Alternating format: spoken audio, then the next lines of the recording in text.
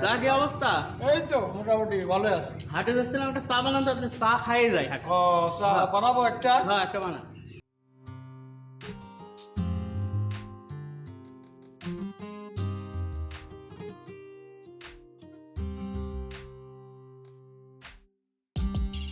সালাম আলাইকুম। ওয়ালাইকুম আসসালাম। হুজুর ভালো আছেন? আলহামদুলিল্লাহ। বসেন, আচ্ছা বসুন। চা খান। আপনি কি ব্যবসা বাণিজ্যের খবর টবর কি হাটের গরু বাছুর কেনার বিষয়ে? আর করেন না হুজুর, ব্যবসা মনে করেন যে আর ব্যবসা নাই, এই অনলাইনে যোগাইছে। মনে করেন যে এখন গরু আর ওই মানুষের বাড়িতেও দেখতে যাওয়া লাগে না, হাটে তো দেখতে যাওয়া লাগে না। তাই এই অনলাইনে গরুর ছবি সাইডে দিই, এ কয় টাকা দাম, এই গরুর এতটুকু ওজন, এই গরুর দাম এরকম, গরুর নাম এটা ওটা, মানে এখন ব্যবসা মনে করেন অনলাইনে করতেছে। তাহলে আপনি এই বিষয়ে অনলাইনের ব্যবসা বুঝেন না নাকি? আরে না, বুঝলে কি আর এই কাজ করি? তাহলে কি লসে যাচ্ছে এই কুরবানিত নাকি না লাভ? ওই লসই মনে করেন যে ওই গাবতলি হাটে কত বড় গরু গরু উঠেছে, অরণখোলা হাটে কত বড় গরু উঠতেছে, সব গরু এখন অনলাইনে। এইভাবে ব্যবসা হয় হুজুর।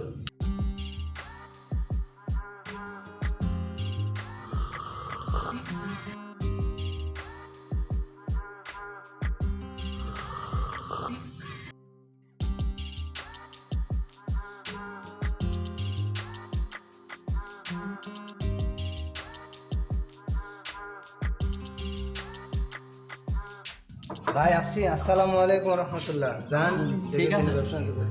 Okay.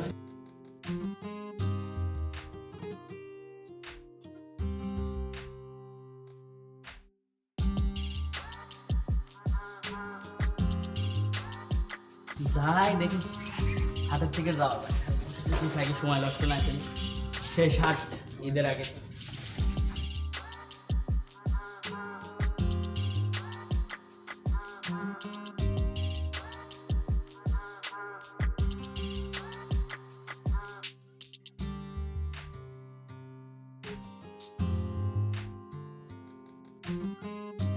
আসসালামু আলাইকুম। ওয়ালাইকুম আসসালাম। আরে ভাইস্তি, কি খবর? এই তো চাচা, আলহামদুলিল্লাহ। আপনি কেমন আছেন? এই তো আলহামদুলিল্লাহ, ভালো আছো? আলহামদুলিল্লাহ। কবে আসলে? আসছি তো 3 দিন হচ্ছে।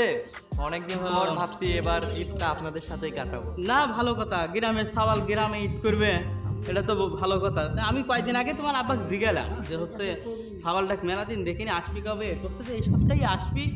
তে ভাল লাগলো তুমি আসি, তুমি গ্রামের সাওয়াল মেলা দিন পর তোমাকে দেখতেছি, প্রতিষ্ঠিত হয়ে যাও। তে কোথাও যাও? আচ্ছা, 20 বছর তো বিদেশ ছিলাম, আসলাম ভাবছি একটা কোরবানি দিব। কোরবানি দেওয়ার উদ্দেশ্যে হাটে যাচ্ছি। কুরবানি হাটে যাচ্ছ? হ্যাঁ, হাটে যাচ্ছি।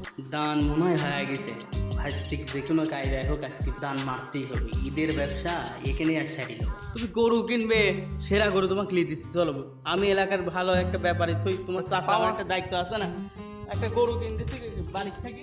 ওই গরু পাওয়া যাবে 100%, বাড়ির পালা গরু, এই গরু খারাপ হয় নাকি?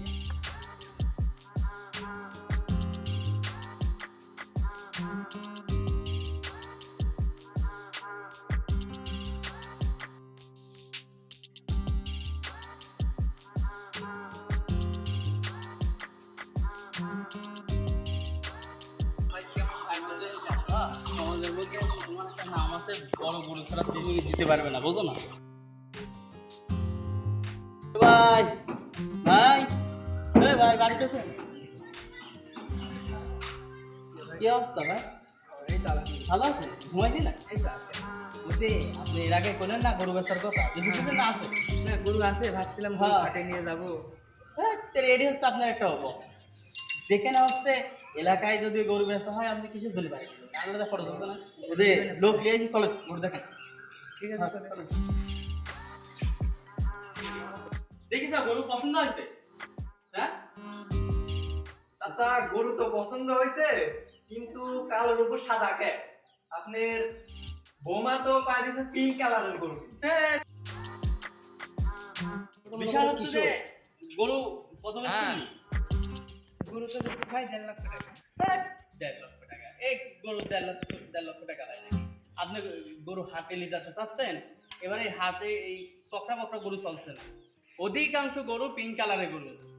এই গরু আপনি হাটে নিয়ে গেলেও লস খাবেন, আপনি বুঝতেছেন? হ্যাঁ, এই গরু আমি কই ওই গরু এখন বাড়িতে রাখার এই গরম আসতেছে, এই গরু কখন হাট ফেল করে মরে যাবে, বুঝতে পারছেন? নানান দিক থেকে ভাবি আমি আপনার টাকা হচ্ছে মোটামুটি 90 দিব না। 90 তুমি ভাই না ভাই 1.5 লাখ টাকা আপনি হচ্ছে এই মনে করেন এই গরু চলছে না, এখন আমার ভাইস্তিক কত বোঝাতে হবে জানেন?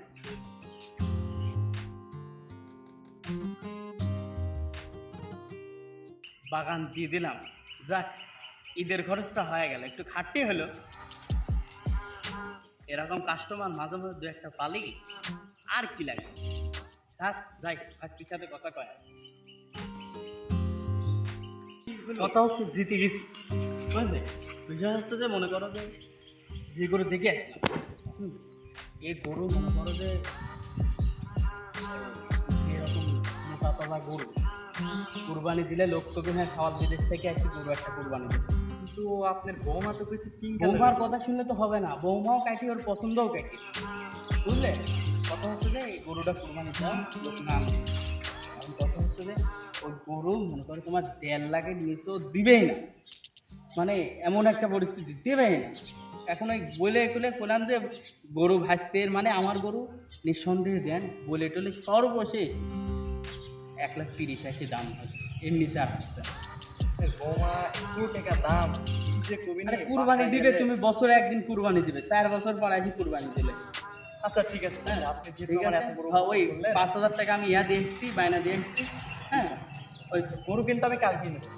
হ্যাঁ তুমি কালকেই নিয়ে আমি বলে দিয়ে এসেছি, এই টাকা পয়সা দিই একসাথেই যাবো না দরকার বলে। হ্যাঁ ঠিক আছে। আমাদের সমাজে কিছু অসাধু চক্র এভাবেই সাধারণ জনগণের বিশ্বাস নিয়ে তাদের জীবিকা নির্বাহ করে চলেছে, আর তারা সঠিক পথের বিনিময়ে বিপদ ক্রয় করেছে।